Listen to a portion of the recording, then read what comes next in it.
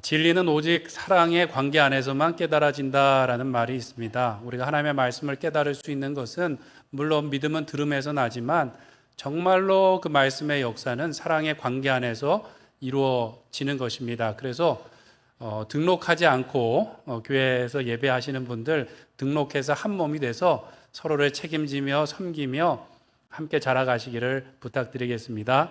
그리고 우리 구역에 나가지 않는 분들도 구역에 나가서 함께 서로를 돌보며 또 함께 말씀 보고 기도하는 가운데 우리의 믿음이 자라니까 이제 8월 말 되고 개학하면 구역에 잘 참여해 주시면 좋겠고요. 봉사를 아직 미루고 계신 분들이 있다면 봉사함으로 몸된 교회를 섬기심으로 더 큰 은혜를 받으시기를 부탁드리겠습니다. 네. 예, 아멘이 작으세요? 전투에서는 이기고 전쟁에서는 진다라는 그 말이 있습니다. 그 무슨 말이냐면 크고 작은 싸움에서는 승리를 하는데 마지막에 전체 결과인 전쟁에서 패하는 경우가 있더라는 것이죠. 사람들이 요새 졌지만 잘 싸웠다 뭐 이런 얘기를 하지 않습니까? 젖잘싸. 졌지만 잘 싸웠다. 처음 들어보시나요? 이제 중간의 과정에서는 무척 애를 썼지만 결과가 좋지 않은 경우가 있더라는 것이죠. 오늘 버가모 교회에 편지하는 이 내용이 약간 그렇습니다. 버가모 교회는 충성된 증인이 순교하기까지 믿음을 잘 지켰다라고 칭찬을 받았습니다. 그런데 보니까 그들 가운데 발람의 교훈, 니골라당의 교훈을 따르는 이들 때문에 두어 가지 책망을 받게 되더라는 것이죠. 목숨까지 걸고 그들이 열심히 싸웠지만 마지막에 책망할 것이 있더라는 것입니다. 버가모는 에베소 지역에서 북쪽으로 100km 정도 떨어졌습니다. 지도가 작긴 한데 7교회가 표시된 거예요. 이 버가모 교회가 가장 위쪽에 있습니다. 이전에 서머나 교회에 편지할 때는 너의 환난과 궁핍을 내가 알고 있다라고 예수님이 말씀하세요. 그러니까 그 서머나 교회가 당한 환난이 얼마나 큰지 그리고 그 궁핍이 얼마나 힘들었는지를 예수님께서 아신다라고 말씀하신 거예요. 그런데 오늘 본문에는 예수님께서 무엇을 아신다라고 말씀하시냐면 내가 어디에 사는지를 내가 아노라라고 말씀하고 있어요. 어디에 사는지가 중요하다라는 말씀이고 그것이 왜 중요한가? 어디에 사는지 그곳으로 인해서 고생했다라는 것을 내가 알고 있어라는 말씀인 것이죠. 그래서 오늘 본문에 보면 그곳이 어디인가? 사탄의 권자가 있는 곳이라고 2번이나 말씀하고 있어요. 이것은 상징적인 의미이긴 한데요. 그 모양이 아마도 그렇게 좀 보였던 것 같습니다. 이 버가모가 위치한 이 도시는 300m 고지 위에 세워진 도시였습니다. 알렉산더 대왕이 이곳에 방문했을 때 굉장히 탐을 낸 만큼 천혜의 요새이며 아름다운 신전들이 있었다라는 거예요. 이집트의 이시스 신, 또 그리스의 아테네 또 제우스 신뿐만 아니라 로마 황제의 신전까지 그곳에 있었고 이곳은 그 고대의 가장 큰 도서관이 있었던 알렉산드리아에 견줄 만한 도서관이 있었다라는 거예요. 그리고 도서관이 있었다라는 것은 학문이 발달했는데 그 중에서도 의술이 발달했었다고 합니다. 그들이 섬겼던 신 중에 아스클레피오스라는 신이 있는데 이것은 치유의 신이었고 우리가 잘 알고 있는 히포크라테스도 이 버가모에서 활동을 했었다고 합니다. 도시가 산 중턱에 높이 솟아있고 여러 우상의 신들이 그곳에 아름답게 조각이 되어 있고 학문이 발달한 그곳이 마치 사단의 권자와 같이 높이 솟아있더라는 것이죠. 온갖 우상들을 섬기는 그 도시가 마치 사단의 권자와 같다라고 성경은 말씀하고 있습니다. 그만큼 그곳에서 믿음을 지키는 것이 쉬웠을까요? 어려웠을까요? 어려웠다라는 것이죠. 소아시아 지역의 행정 소재지이기도 했기 때문에 황제 숭배에 앞장섰는데 특이한 것은 초대 황제였던 아우구스투스의 신전이 세워졌는데 그가 살아 생전에 지어졌어요. 원래는 황제를 그렇게 신격화하지 않았습니다. 카이사르가 로마를 통일하고 나서 그의 양아들인 아우구스투스를 세우면서 이제 신격화를 시작했는데 이 초대 황제가 아직 살아있는 동안 신전이 소아시아에 최초로 세워진 곳이 버가모였다라는 것이죠. 그러니까 여러 면에서 교회가 신앙을 지켜나가는 것이 힘들었다라는 것이죠. 그래서 오늘 말씀해 보면 충성된 증인 안디바가 순교하기까지 너희들이 믿음을 지켰다라는 것을 내가 알고 있다라고 칭찬을 받았다라는 것입니다. 그런데 그렇게 목숨을 걸고 싸웠지만 오늘 성경에 보면 두어 가지 책망할 것이 있다라고 말씀하고 있어요. 우리 14절 말씀을 한번 같이 읽어보겠습니다. 시작. 그러나 내게 두어 가지 책망할 것이 있나니 거기 내게 발람의 교훈을 지키는 자들이 있도다. 발람이 발락을 가르쳐 이스라엘 자손 앞에 걸림돌을 놓아 우상의 제물을 먹게 하였고 또 행음하게 하였느니라. 아멘. 목숨 걸고 신앙을 지켰었는데 오늘 보니까 거짓 교훈을 따라서 행음하게 되던 교훈을 따르는 사람이 있었다라는 것이죠. 발람의 교훈을 지키는 자들이 있었다라고 말하고 그 다음 15절에는 뭐라 그러냐면 니골라당의 교훈을 따르는 자들이다라고 말하고 있어요. 원래는 니골라당의 교훈을 따르는 자들인데 그들이 하는 행동이 발람이 했었던 일과 동일하다라고 설명해 주시는 것이죠. 니골라당의 교훈이라는 것은 첫 번째 교회 에베소에도 등장을 합니다. 그곳에 보면 내가 니골라당의 행위를 미워하는도다 나도 미워하노라 라고 말씀하고 있어요. 니골라당의 교훈이 무엇인지 이 계시록에서는 정확하게 말씀하고 있지 않지만 발람의 교훈과 같도다 라고 말하면서 설명해 주고 있습니다. 발람은 어디에 나오는가? 민수기 22장에서 24장에 나옵니다. 이스라엘 백성들이 가나안을 향해서 가는데 발락이 이스라엘 백성들을 물리칠 방법이 없으니까 발람이라고 하는 선지자를 고용해 갖고 이 이스라엘 백성들을 좀 저주해 주십시오라고 이렇게 청탁을 합니다. 발람이 돈을 받고 이스라엘 백성들을 저주하려고 하는데 저주하려고 하면 어떻게 해요? 하나님께서 그 이름을 막으시고 오히려 축복하게 되더라는 거예요. 다시 시도하고 다시 시도하는데도 그냥 축복만 나오게 되었다라는 것이죠. 그러다가 이 발락이 내놓은 돈이 탐이 나서 발람이 한 가지 꾀를 내게 되는데 그것은 무엇인가 하면 하나님이 자꾸 막아서 안 되니 한 가지 방법이 있습니다. 그것은 무엇인가 하면 자신들이 섬기는 우상들을 섬기는 제사를 지내면서 음란하게 드리는 제사 가운데 이스라엘 백성들을 초대하십시오라고 해갖고 이스라엘 백성들을 죄에 빠뜨려서 그들을 어려움에 끼치게 되는 것이죠. 그 사건이 이제 민수기 25장에 나옵니다. 이스라엘 백성들이 시딤에서 진치고 있는데 모압 여인들이 나와서 그들의 우상을 음란하게 섬기는데 이스라엘 백성들이 초대받아서 가서 그곳에서 행음하니라 라고 말씀하고 있어요. 민수기 25장에서는 이것이 발람의 꾀라고는 얘기하고 있지 않은데 민수기 31장 16절에 보면 말씀합니다. 보라, 이들이 발람의 무엇을 따라?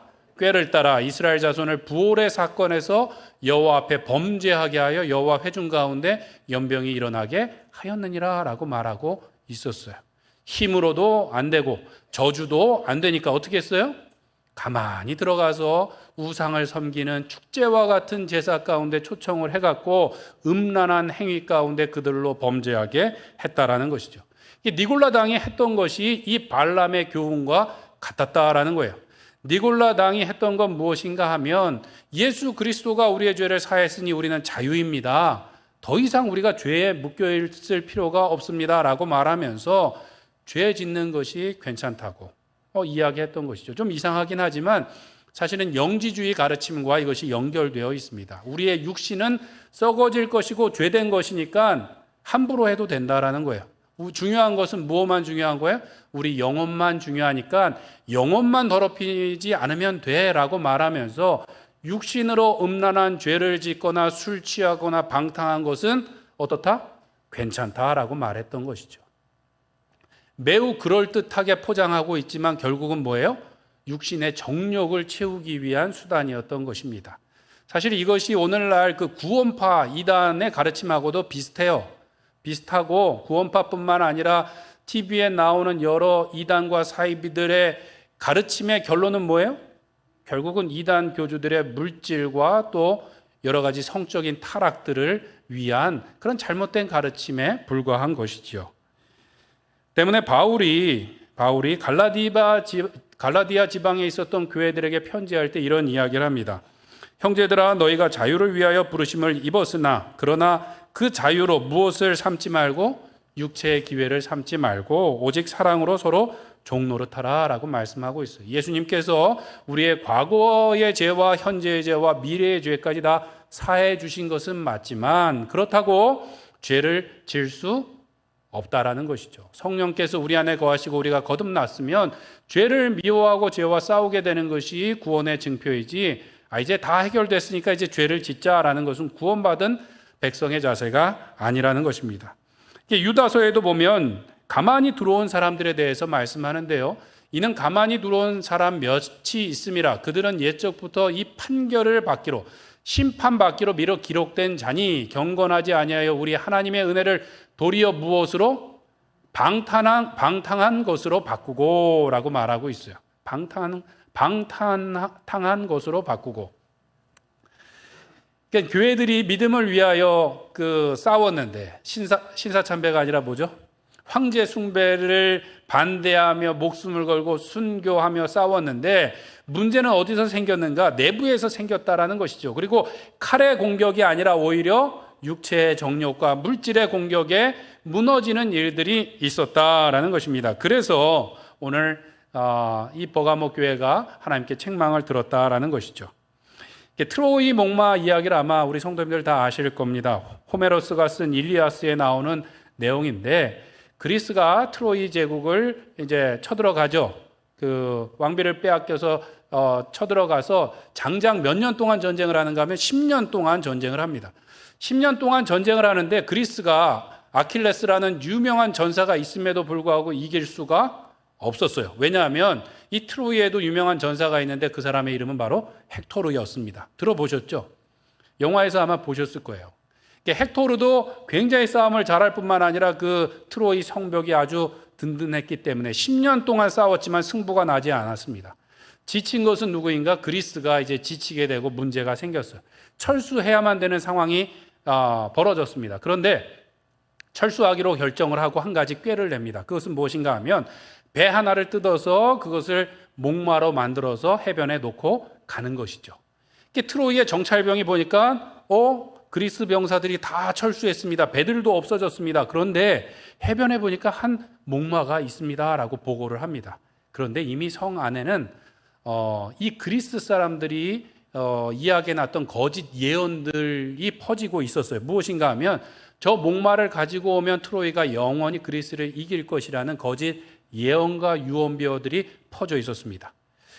양편으로 의견이 갈렸어요. 한쪽에서는 그것을 가져오면 안 된다. 한편에서는 그것을 가져와야 된다.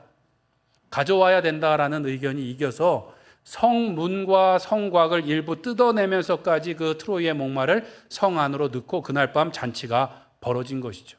우리가 알고 있는 것처럼 그 밤에 모두 술 먹고 골아 떨어졌을 때 그 목마 안에서 오디세이와 29명의 병사가 나와서 성문을 열고 그 트로이 성을 완전히 다 불바다로 만들었다라는 것입니다.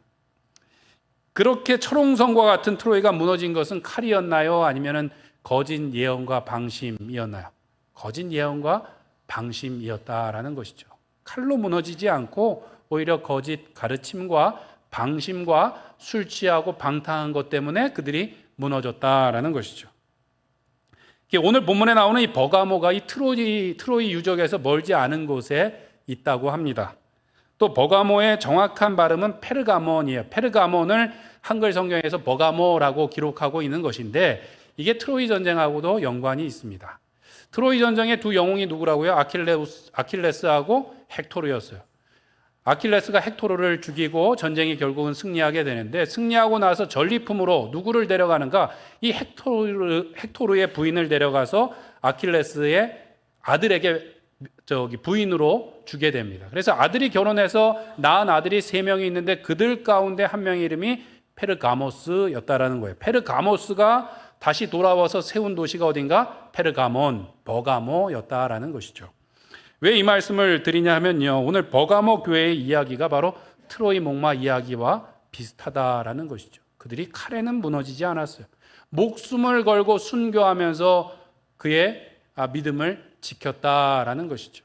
전승에 의하면 이 안디바라는 사람이 누구인지는 정확하지 않지만 그가 총독 앞에 가서 내가 지금이라도 좋으니 황제가 주님이시다라고 고백하고 절을 하라고 이야기했어요. 그렇지 않으면 내가 참수를 당할 것이다. 근데 안디바가 오히려 예수님은 나의 주님이십니다 라고 외치고 순교를 당했다라는 것이죠. 안디바뿐만 아니라 많은 교회 성도들이 그렇게 순교를 감수하고서 믿음을 지켰는데, 무너진 것은 목숨을 위협하는 칼이 아니라 뭐에 무너진 거예요?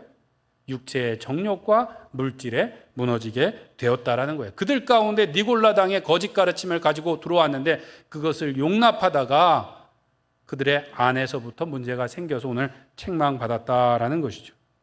오늘 이 버가모 교회의 모습은 어쩌면 우리 한국 교회의 모습과도 닮아 있습니다. 한국 교회는 세계에서 유례를 찾아보기 힘든 부흥과 경제 발전을 이루었습니다. 그렇죠. 6.25가 지나고 세계의 최빈국 중에 빈국이었어요. 6.25 때 우리나라를 도와줬던 나라들의 목록을 보면 정말 황당할 정도로 에티오피아와 파키스탄마저 우리나라를 도와줬는데 지금 말할 수 없이 못 살고 있는 나라예요. 한국이 그렇게 복을 받고 세계에서 선교사님을 두 번째로 많이 보낼 정도로 교회가 부흥할 수 있었던 것은 무엇 때문인가? 많은 학자들은 이 땅에 뿌려진 선교사님들과 믿음의 선배들의 순교자의 피 덕분이다라고 말씀하고 있습니다. 그 믿음을 지킨 선교사님들과 신앙의 선배들이 6.25를 지나고 일제시대를 지나고 조선 말기에 믿음을 지켰던 그 결과로 우리가 오늘 이렇게 놀라운 부흥과 경제발전을 이루었다라는 것이죠. 그런데 지금에 와서 모든 것이 풍족해진 지금 오히려 교회는 줄고 있고 성도의 수는 줄고 있고 교회는 힘이 없이 사람들에게 조롱당하고 있다라는 거예요. 우리가 말은 안 하지만 바깥에서 기독교인들을 개자를 붙여서 이야기를 한다든지 요즘에 나오는 TV 프로그램들마다 교회와 성도들과 또 목회자들을 이상한 모양으로 꾸며서 이렇게 표현하고 있다라는 거예요. 무엇이 잘못됐는가? 복음의 능력이 줄어들었나요? 아니면 우리가 변했나요? 우리가 변했어요. 바깥에서 칼에 무너지지 않았지만 어쩌면 우리 안에 있는 거짓 가르침에 빠져서 물질의 유혹과 육체의 정욕을 따르는 일들로 인해서 우리가 싸우는 법을 잃어버리고 안에서 무력하게 되지는 않았나 우리가 돌아보아야 될 것입니다. 하나님의 은혜를 육체의 기회로 삼고 내 즐거움의 기회로 삼고 내 욕심을 채우는 기회로 삼고 우리는 전투적인 교회가 아니라 타협하고 또 적당히 신앙생활하는 자리로 나왔다라는 것이죠. 물질의 유혹 앞에서 육체의 정욕 앞에서 적당하게 우리는 살아가고 있습니다. 성경에서 분명히 술 취하지 말라 그랬지 한 방울도 마시지 말라고는 하지 않았습니까? 라고 저에게 가끔 묻는 분들이 있어요. 그런데 한 잔만 마시는 것보다 뭐가 더 쉬운가 하면 아예 마시지 않는 것이 더 쉬워요. 한 잔만 마시고 저는 취하지 않을 자신이 있다라고 말씀하시는 분은 예수님의 가르침을 따르는 것이 아니에요. 우리는 자신만만한 사람들이 아니라 자기를 부인하고 예수님을 따르는 사람들이어야 된다라는 것이죠. 우리가 술에 취할 것이 아니라 성령 충만함을 받는 사람이어야 되는 것이죠. 돈 앞에서도 마찬가지입니다. 발람은 분명히 하나님께서 이스라엘 백성을 저주하지 말라는 이야기를 들었음에도 불구하고 또 시도하고 마지막에 꾀까지 내줍니다. 왜 그랬을까요? 발락이라는 왕이 돈을 제시했기 때문에 그가 하나님의 뜻이 아님에도 불구하고 또 시도하고 결국은 이스라엘 백성을 범죄하게 만들었다라는 것이죠. 토마스 머튼이라는 신학자는 현대 사회에서 돈은 성령이 교회에서 차지해야 할 역할을 악마적으로 찬탈해 버렸다라고 말하고 있어요. 성령 충만해서 땅끝까지 이르러 증인이 되는 것이 아니라 물질 충만해서 무엇이든지 할 수 있는 교회로 성도로 만들어 주세요라고 우리가 마치 기도하고 있는 것처럼 살아가고 있다는 것이죠. 예수님께서는 하나님과 물질을 겸하여 섬길 수 없다고 분명히 말씀하셨어요. 그리고 물질이 있는 곳에 내 무엇이 있다고요? 마음이 있다고 말씀하셨습니다. 우리는 신앙생활 잘하는 척 할 수 있지만 가장 좋은 성적표는 무엇인가? 우리의 가계부를 꺼내놓는 것이라는 것이죠. 물질을 어떻게 대하는지 사용하는지가 정말로 우리의 가치 기준을 평가할 수 있는 성적표와 같다고 이야기합니다. 우리가 돈을 사용하는 방식이 우리의 진심이 무엇인지를 보여주고 있는 것이죠. 우리가 찬송할 때는 죽기까지 주님을 따르겠습니다. 십자가를 지고 주님을 따르겠습니다. 라고 말을 하지만 한 달 생활도 주님께 맡기지 못해서 어떻게 해요? 11조를 드리지 못하고 다음에 하겠습니다. 넉넉해지면 그때 하겠습니다. 라고 이야기할 때가 있어요. 한 달 생활도 한 날의 생명도 맡기지 못하는데 어떻게 우리의 목숨을 맡길 수 있겠습니까? 언젠가와 만약에라는 것을 땅에 심었더니 나중에 아무것도 나지 않았다라는 그 외국 속담이 있습니다. 언젠가 우리는 큰 일을 할 것처럼, 만약에 나에게 무엇이 있으면 하나님께 무엇을 드릴 것처럼 이야기하지만 세상 끝날까지 아무것도 일어나지 않을 것입니다. 오늘 우리가 주님의 말씀을 붙들고 순종해 나가야 된다라는 것이죠. 오늘 버가모 교회에 하나님의 사자가 편지하는 것, 그것은 무엇인가 하면 진리의 말씀을 끝까지 붙들고 싸우라라는 것입니다. 버가모 교회에 편지하는 예수님의 모습은 무엇인가 하면 양손에 검을 들고 계신 분이고, 마지막에 보면 회개하여 돌이키라, 그렇지 않으면 내 입에 있는 검으로 그들과 속히 가서 싸울 것이다 라고 말씀하고 있어요. 성경에서 검은 무엇을 말씀합니까? 하나님의 말씀을 상징하죠. 히브리서 4장 12절에 보면 하나님의 말씀은 살아있고 활력이 있어 좌우의 날선 어떤 검보다 예리하다라고 말씀하고 있고요. 에베소서 6장 17절에 보면 구원의 투구와 성령의 검 곧 하나님의 무엇을 가지라? 말씀을 가지라고 말씀하고 있어요. 왜 전투력을 상징했는가? 진리의 말씀을 잃어버렸기 때문에 싸우지 못하고 당하고 있더라는 거예요. 빨리 회개하고 돌이켜라. 그렇지 않으면 내 입에 있는 검을 가지고 가서 내가 싸울 것이다, 내가 심판할 것이다 라고 말씀하고 있어요. 재밌는 것은 로마 군사들의 검의 모양이 무엇과 같으냐 하면 혀와 같다라고 이야기합니다. 혀. 그렇죠. 그냥 뾰족한 것이 아니라 가운데가 쑥 들어가고 마치 혀의 모양과 같다라는 거예요.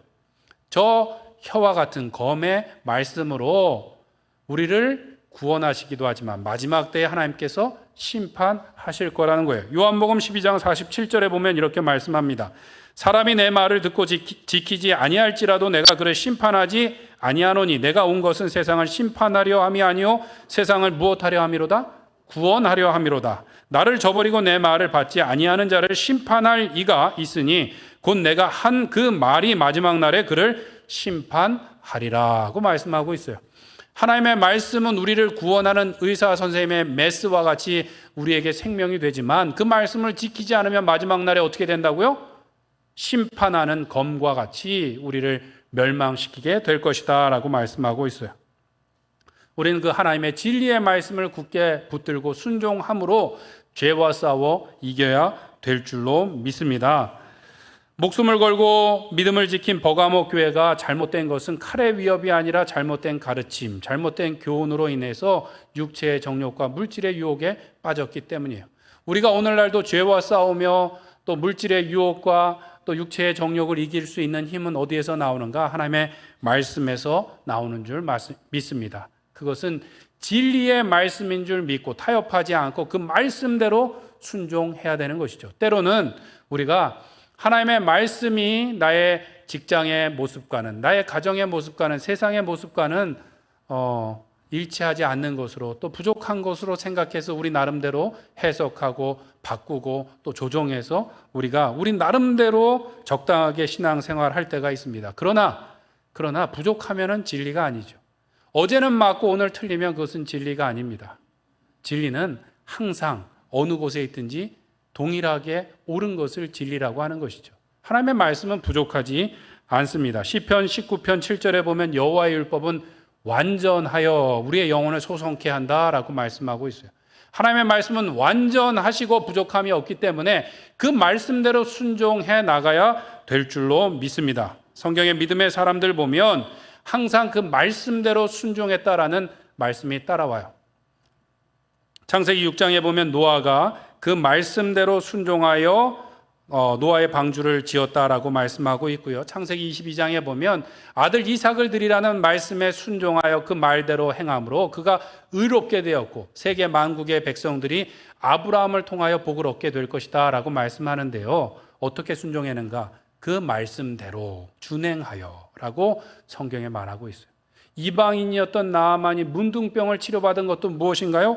열왕기하 5장에 보면 하나님의 사람의 말대로 7번 물에 요단강에 목욕함으로 그 살이 아기의 살과 같이 희어졌더라라고 말씀하고 있습니다. 순종이라는 것은 그 말씀대로, 진리의 말씀대로 온전히 순종하는 것인 줄 믿습니다.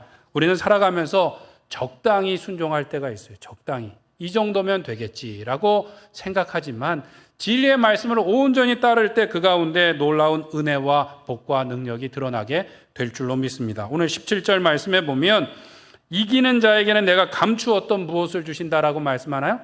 만나를 주신다라고 말씀하고 있어요. 감추었던 만나를 주신다. 만나는 하늘에서 내리는 참된 양식입니다. 우상에게 절하여 또는 세상과 타협하여 얻는 재물이 우리의 양식이 될 수 없고 하나님께서 주시는 양식만이 참된 양식이요, 참된 즐거움이요, 참된 기쁨이요, 참된 행복을 우리에게 주시는 줄 믿습니다. 신앙생활을 오래 하면서 우리가 착각하는 것은 무엇인가 하면 즐거움이라는 것은 교회에 있지 않고 세상 바깥에 있다고 여기는 거예요. 교회 오면 항상 예배하고 거룩하고 경건하고 뭔가 심각해야 되는데 세상에 보면 아주 즐겁게 재미나게 살더라는 것이죠. 그러나 참된 즐거움과 행복과 생명은 어디에 있습니까? 하나님의 말씀에 있는 줄 믿습니다. 아담과 하와가 착각한 것이 뭐예요? 정말 좋은 것이 말씀 너머에 있다고 생각하고 속아서 그들이 불순종함으로 그들이 타락하여 하나님의 복을 누리지 못하게 되었습니다. 정말로 참된 양식과 또 기쁨은 하늘에서 주시는 하나님의 말씀 가운데 있는 줄 믿습니다. 그것을 믿고 우리가 말씀대로 순종할 때 하나님께서 신령한 은혜와 은사와 복을 우리 가운데 더해 주실 줄 믿습니다. 최근에 제가 읽은 그 책 중에 보면 물러서지 말라라는 책이 있는데 미국 목사님이 쓰신 책인데 그분이 최근에 신문 기사를 읽었는데 그 미국의 샬롯이라는 저 동부지방에 사는 12살 아이가 4년 동안 그 코란을 통째로 외웠다라는 거예요. 미국에 사는 아이가 이 아랍어로 되어 있는 코란을 4년 동안 전부 다 외웠대요.